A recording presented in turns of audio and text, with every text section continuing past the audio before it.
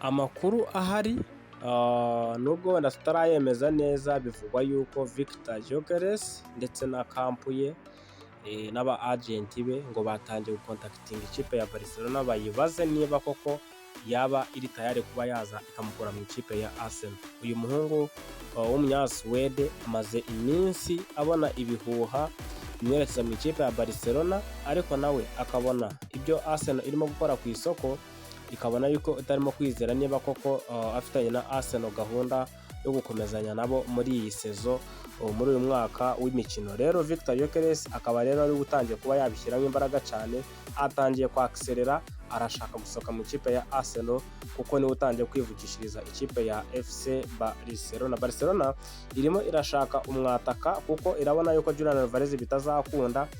Rero uyu muhungu witwa Victor Gyøkeres isaha iyo ari yose nawe ashobora kuza kwerekeza mu ikipe ya FC Barcelona, kubera ko hari amakuru menshi yamwerekezaga mu ikipe ya Barcelona, ariko ubu tuvugana amakuru avuga yuko Victor Gyøkeres yaba ari we urimo kugenda kabisa akubitaho imbaraga nyinshi kugira ngo abe yakwerekeza mu ikipe ya Arsenal de Gunners. Yitwa Victor Gyøkeres, umunyasuwede kabisa. Isaha iyo ari yose dushobora kuza kumubona mu ikipe ya FC Barcelona.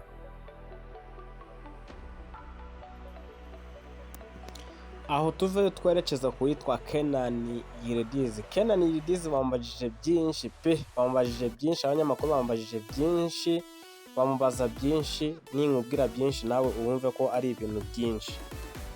Tuvuye kuri Victor Gyøkeres ushobora kwerekeza mu ikipe ya FC Barcelona uko amakuru arimo kugenda bitangazwa. Reka ahubwo twebwe turebe kuri Kenan Yildiz. Umunyamakuru yamaje hari amakuru menshi avuga ko ushobora kujya mu ikipe ya Arsenal. Ese ni ukuri kungana gute ugereranije n'uko nawe ubibona?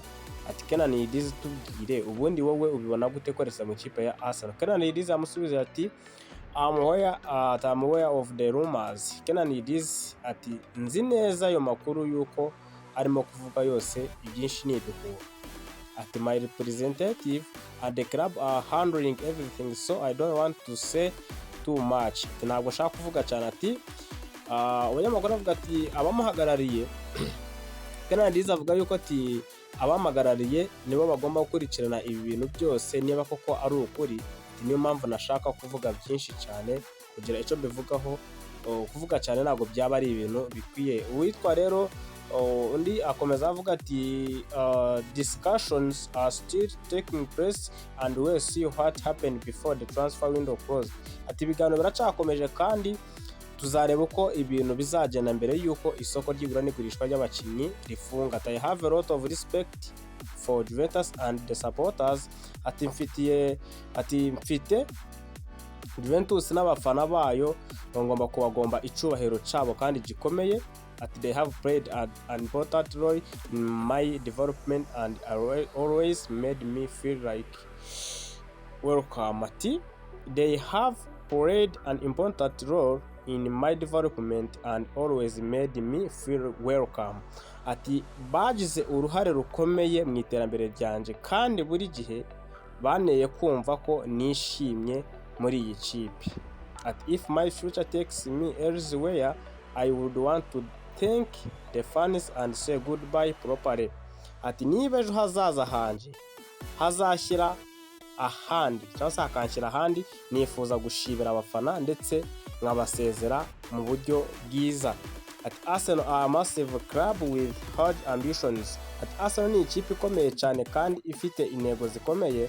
Ati they have a talented squad, play attractive football and are fighting for biggest trophies. Ati bafite abakinnyi bafite impano, bakina umupira ushimisha kandi bahatanira ibikombe bikomeye. Ati the Premier League is competition every young player dreams of. Ati Premier League ni shampiyona buri mukinnyi ukiri mutoya arota gukinamo. Ati so the possibility of joining a club like Arsenal is exciting.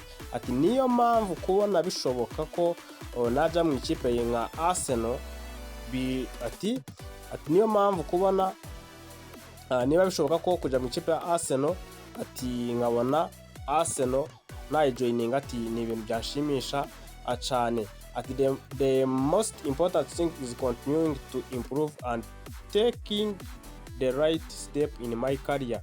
Ati ikintu cy'ingenzi ni ugukomeza gutera imbere no gufata icyemezo gikwiye mu mwuga wanje. Ati I want to play regularly, develop my game and compete for trophies at the highest level. Ati ndashaka gukina buri gihe, guteza imbere umukino, ati ndetse no guhatanira ibikombe ku rwego rwo hejuru. Ati ndashaka gukina buri gihe, guteza imbere umukino wanjye ndetse no guhatanira ibikombe ku rwego rwo hejuru. Ati I'm very thankful to Juventus coach, my teammates and everyone at the club who has helped me. Ati ndashima cyane umutoza wa Juventus, bagenzi banje ndetse n'abantu bose muri iyi kipe ati bamfashije byinshi. Ati they have trusted me and give me the platform to grow. Ati baranyizeye kandi baba amahirwe yo gukora no gutera imbere nk'umukinnyi. Ati whatever happens I will always appreciate what Juventus have done for me.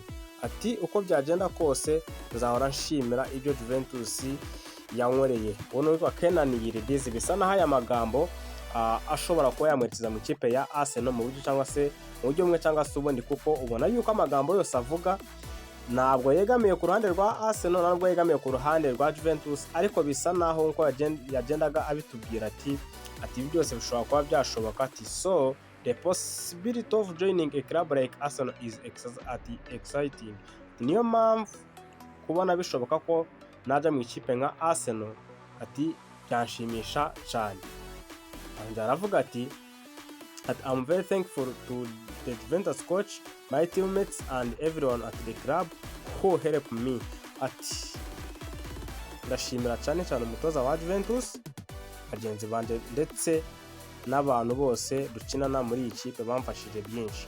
Yuno muhungu witwa Kenan Yildiz, that they have trusted me and given me the platform to grow. Ati baranyizeye kandi bampa amahirwe yo gukora no gutera imbere nk'umukinnyi. Yitwa Kenan Yildiz. Yongera kandi kantu ariko ati the Premier League is the competition. Ati the Premier League is a competition every young player dreams of. Premier League ni shampiyona buri mukinnyi ukiri muto, ati ni irushanwa buri mukinnyi ukiri muto arota gukinamo. Kenan Yildiz, isaha iyo ari yose twagerageje wenda kuba twareba ko twayashyira mu kinyarwanda amagambo yavugaga, atariko uyu muhungu witwa Kenan Yildiz isaha iyo ari yose ashobora kuza kwerekeza mu ikipe ya Arsenal. Ubwo tuhaganiraga kuri Kenan Yildiz na Gyøkeres. Gyøkeres ashobora kwerekeza mu ikipe ya Barcelona, Kenan Yildiz ashobora kwerekeza mu ikipe ya Arsenal. Tubitega amaso turebe Arsenal iduhisha iki ku isoko ry'abakinnyi.